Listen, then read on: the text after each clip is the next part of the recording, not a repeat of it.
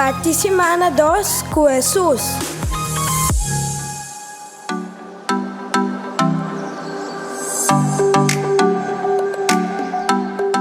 Romanang nós desejamos feliz ano 2024, carregado com dicha e felicidade e hope bendição de Deus.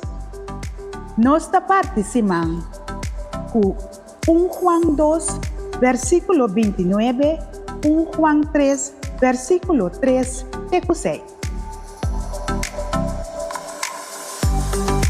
Yaco boso sa ku Cristo ta justo, boso sa tambe ku turhende ku hasilo que ta justo, abira de Deus.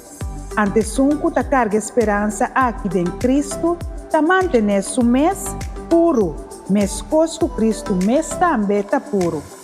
Quem consegue identificar ta promover anarquia, a sombra picar ta rebeldia contra de Deus. E boso saco ta paquita picar, Cristo abini e ku denje não tem picar. Pensei, esco queda denje não ta sigue identificar, mas quem consegue hasi picar, não a conhecer, ni sa quem está. Miro man, aya novo, chance mais. Vamos para nós viver uma vida de santidade e evitar cometer pecado.